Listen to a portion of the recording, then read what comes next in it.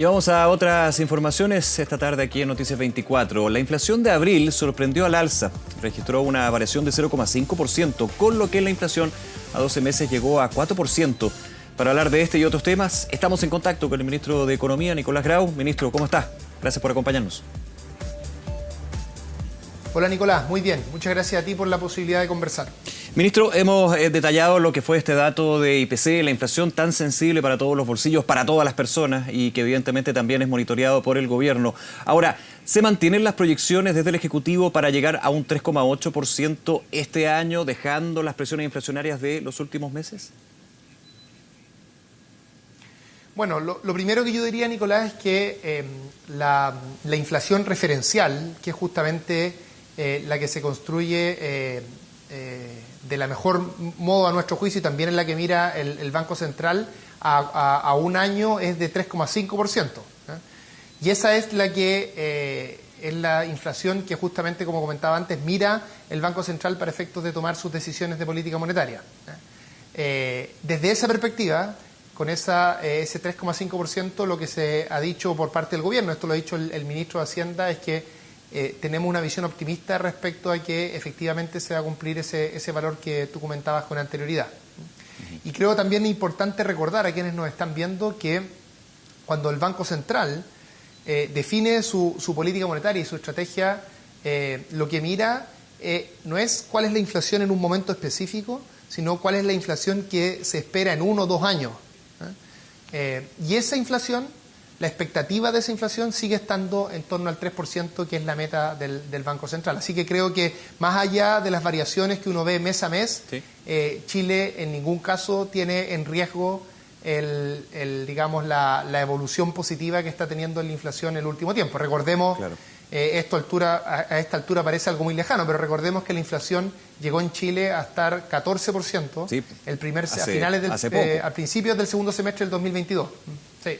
Claro, y una situación bien compleja. En ese sentido, también el ministro Marcel durante el día apuntaba, hay distintos factores, lo hemos comentado tantas veces, que inciden positiva o negativamente, ahí depende cómo se mire, en los precios. Y en ese sentido apuntaba a que la caída que ha mostrado el tipo de cambio, el dólar, podría ser también un factor que vaya cimentando también esas proyecciones de una inflación más controlada. Ahora, el dólar depende también de infinidad de factores, desde geopolíticos, desde financieros, mercados. ¿Cómo se ve de esa perspectiva? Bueno, el ministro Marcel tiene toda la razón en el sentido de que, por supuesto, el valor del dólar tiene un cierto traspaso a la inflación a través de distintos mecanismos, y en la medida que el dólar mantenga la evolución que ha tenido los últimos días, que está muy impactado, entre otras cosas, por el precio del cobre, eso debiera tener un impacto positivo en la evaluación de la inflación, positivo en el sentido de contener el valor de la inflación. Pero nosotros, yo creo que lo importante acá, Nicolás, lo importante a transmitir es que Chile ha hecho un esfuerzo importante por reducir la inflación, un esfuerzo que por supuesto ha liderado el Banco Central en ejercicio de su autonomía, en el que también ha aportado mucho el Ejecutivo, el Gobierno, teniendo una política fiscal responsable y habiendo hecho un ajuste de la política fiscal histórico durante el primer año de gobierno. Y también ha hecho, yo diría, un esfuerzo importante las familias que tuvieron que sortear este proceso, y donde nosotros como gobierno lo que hicimos fue justamente preocuparnos de esas familias. Fíjate tú, Nicolás, que en Chile logramos hacer este ajuste macroeconómico reduciendo la pobreza, porque medida por la CACEN la pobreza se redujo y llegamos al valor más bajo en la historia de nuestro país. Lo hicimos además subiendo el salario mínimo. Vamos ahora en julio a llegar a 500.000 pesos, que significa un aumento en términos reales, es decir, descontando la inflación, de 23% en los primeros 2 años de gobierno.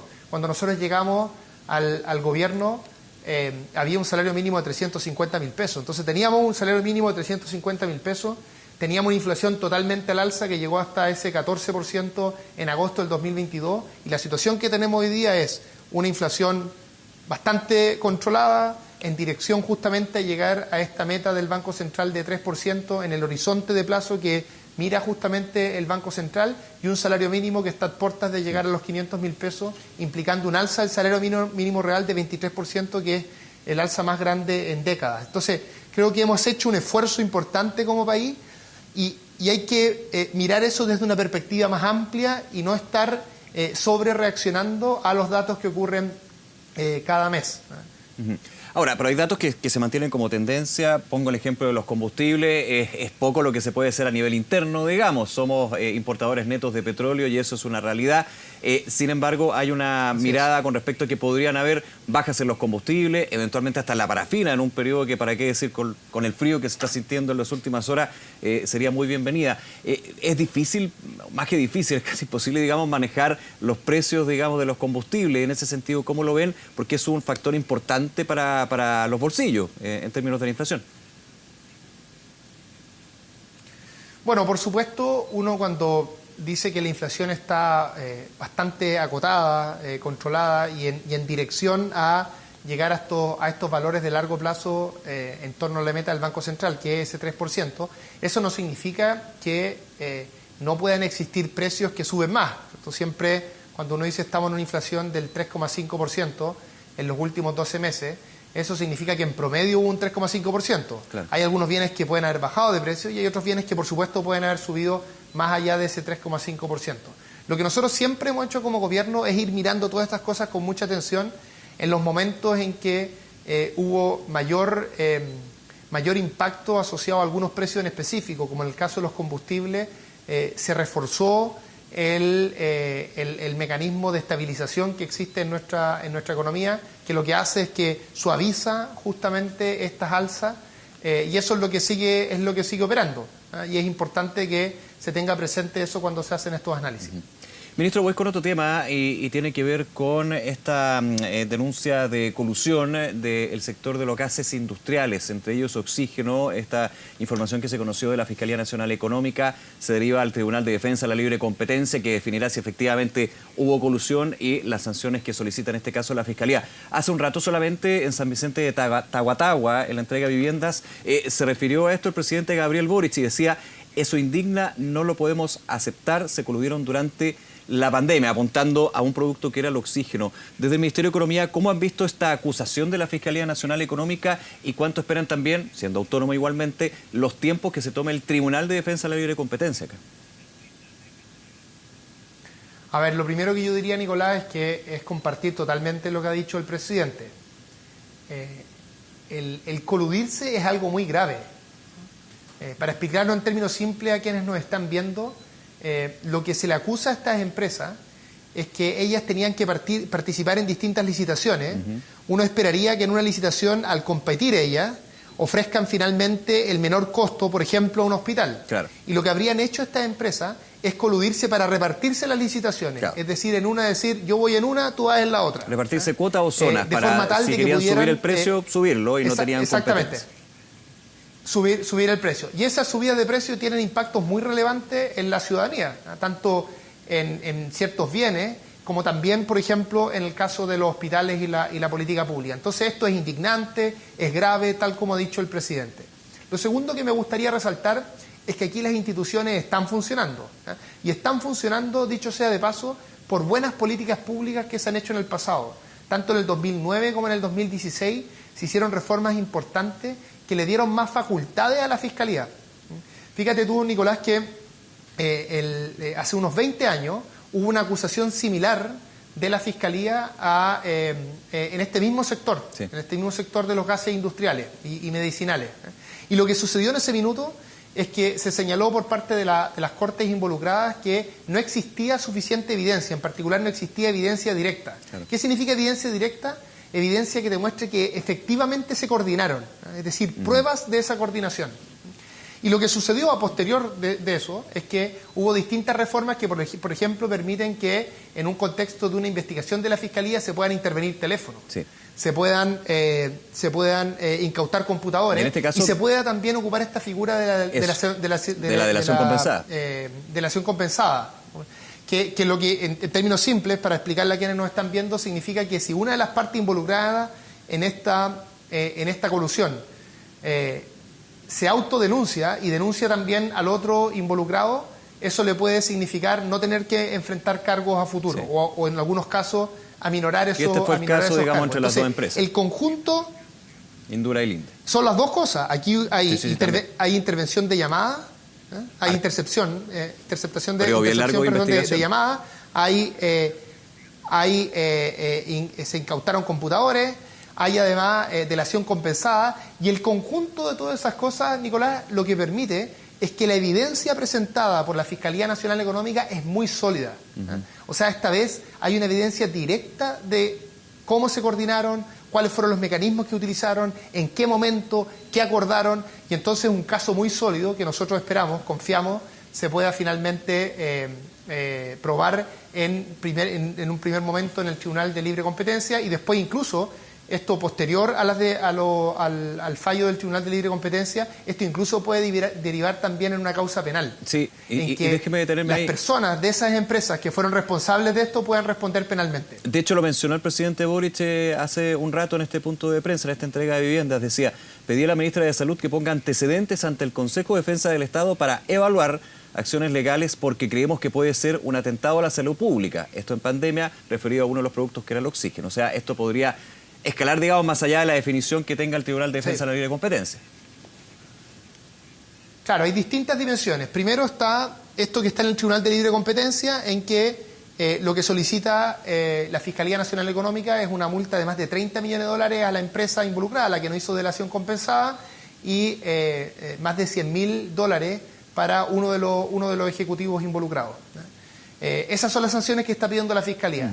Una vez que se establezca estas sanciones por parte, que es lo que nosotros esperamos, dada la solidez de la evidencia que se presenta, una vez que aquello ocurra, lo que debiera pasar es que esto también puede derivar en una causa penal y también puede derivar en una causa en que el Consejo de Defensa del Estado exija también una indemnización, ¿ya? Producto de este perjurio que existiría para efectos de las distintas, digamos, para el fisco en general y para las personas afectadas como personas que tenían alguna necesidad en términos de su salud. Entonces, creo que por supuesto que molesta, por supuesto que esto indigna, tenemos todo el derecho como sociedad a indignarnos cuando así sucede, pero también es importante resaltar que aquí hay una institucionalidad sólida, que la Fiscalía Nacional Económica, en ejercicio de su independencia, ha podido juntar sólidos antecedentes que van a permitir, con alta probabilidad, creo yo, terminar en un buen resultado para que finalmente estas conductas que son muy nocivas para la sociedad sean debidamente castigadas. Ministro Nicolás Grau, en los minutos que nos quedan, y aprovechando esta conversación y agradeciendo sus minutos, por supuesto, quiero preguntarle por un reportaje publicado ayer por CIPER, con respecto a reuniones de reparticiones públicas, específicamente del gobierno, que no fueron registradas en las plataformas de lobby. En el reportaje, lo que tiene que ver con el Ministerio de Economía, con usted directamente, se habla de 20 actividades con empresas, representantes, gremios, personas naturales, entre otros, que no fueron registradas. También tiene que ver con 54 reuniones, lo que dice el reportaje de la Subsecretaría de Pesca, que tiene y es dependiente del Ministerio de Economía. Le hago la pregunta, ¿fue un error no registrar estas reuniones en la plataforma de lobby correspondiente? Sí, creo que tu pregunta está muy bien hecha, Nicolás, porque todas estas reuniones están registradas. Están registradas en nuestra agenda. De hecho, justamente lo que sucedió acá es que nos solicitaron esa agenda y nosotros pasamos toda nuestra agenda. Por lo tanto, están registradas, pero algunas de esas reuniones, la gran mayoría de mis reuniones, además son registradas por lobby, pero hay algunas que no están registradas por lobby. Por ejemplo, en esa reunión en ese reportaje se comenta una reunión que yo tuve con Guido Girardi, con el ex senador. En esa reunión lo que conversamos fue del Congreso del Futuro y de que, en el fondo, cómo podíamos pensar las políticas de largo plazo en este sentido. Fue una reunión, además, que nos pusimos de acuerdo para tenerla. No es que él vino a promover un interés específico. Por lo tanto, yo tuve esa reunión es transparente, cualquiera puede pedir mi agenda y saber que esa reunión existió. Por lo tanto, no había por lo tanto no había ningún interés en ocultarla, pero dada nuestra legislación no correspondía registrarla como lobby.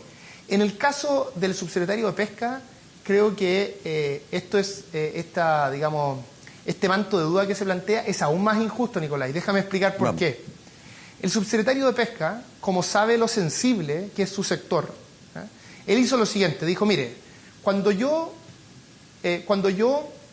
le pido a un privado que venga a una reunión, Por ejemplo, él cuando asumió le dijo a algunas empresas y asociaciones, vengan por favor a una reunión porque yo quiero presentarme como subsecretario de Pesca. Uno no tiene que registrar esa reunión por lobby, porque las reuniones de lobby se registran cuando te la pide digamos, el que quiera hacer lobby. No la autoridad. No ocurre cuando uno se la pide, como uno como autoridad se la pide. No hay que registrarlo en ese caso. Pero el subsecretario, adelantándose a que esto podría generar un cierto manto de duda, él dijo, voy a hacer lo siguiente, voy a registrar todas mis reuniones en una agenda pública que va a estar publicada en la página web del Ministerio, en particular la página web de la Subsecretaría de Pesca. Sí. Es decir, el subsecretario dijo, como la ley de lobby no me obliga a registrar estas reuniones, pero yo quiero seguir siendo transparente, las voy a registrar en esta plataforma para que todos vean con quién me junté. Entonces, por supuesto, en esa plataforma pública hay algunas reuniones de su agenda que están registradas en lobby, que son las que corresponde registrar en lobby, y hay otras reuniones que no están registradas en lobby porque no correspondría registrarlas, pero él las deja todas de forma abierta para que sea totalmente transparente. Entonces, yo honestamente creo que hay una confusión acá. El subsecretario, que es el que aparece con más fuerza en ese reportaje, es realmente un ejemplo de transparencia, porque ahora, lo que ha hecho es tratar de tener una transparencia mucho más allá de lo que le pide la ley. Lo que uno podría pensar, para despejar también ese manto de duda, y entendiendo que cuando la autoridad cita la reunión es la excepción, digamos, a la ley del lobby, está dentro de lo legal. Pero desde el manto de duda uno podría decir, bueno, si se publica esa reunión en el sitio web de la Subsecretaría de Pesca o el del Ministerio de Economía, perfectamente, y no es por ser mal pensado, y no sé si es el caso, no tengo idea, uno podría de alguna manera desde el Ministerio, desde la Subsecretaría, subir una reunión, luego, no sé, borrar esa reunión o cambiar el nombre de esa reunión. O sea, finalmente ese ingreso es hecho por la autoridad y puede ser también modificado eventualmente por la autoridad. No digo que sea el caso, pero podría ser en cualquier caso. O sea, bueno, podría ser así, pero ¿cuál sería el sentido de que el subsecretario tuviera todo este nivel de transparencia? Si quisiera tener ese tipo de comportamiento. Yo creo que al revés. Aquí lo que ocurrió es que el subsecretario se hizo la siguiente pregunta: ¿cómo puedo ser lo más transparente posible a pesar de que la ley de lobby no me obliga a hacerlo, en el caso de algunas reuniones? Y producto de ello es el que aparece en un reportaje como el que eventualmente estaría en un mayor incumplimiento. Yo, honestamente, Nicolás, creo que es muy injusto el manto de duda que se está planteando acá, porque, insisto, lo que él hizo fue tratar de ir más allá de la ley de lobby. Por supuesto, acá hay una discusión, que es una discusión válida, y uno podría decir, mire, vamos a hacer ahora en adelante una ley de lobby en que hay que registrar todas las reuniones, sin importar ni el sentido de esa reunión, ni quién la pidió, ni nada. Eso podría ser. Y eso, si nos movemos en esa dirección, perfecto, podríamos hacerlo. Bueno, lo que ocurrió es que el subsecretario trató de hacer eso en la práctica, porque en el fondo puso en la página web de su subsecretaría todas las reuniones que estaba teniendo, sin importar si la ley de lobby lo obligaba. Así que yo creo honestamente que el subsecretario ha sido un ejemplo de transparencia. Ministro Nicolás Grau, muchas gracias por abordar distintos temas con nosotros aquí en Canal 24 Horas. Que le vaya muy bien, ministro. Muchas gracias a ti, Nicolás. Un abrazo. Hasta luego. Igual, gracias.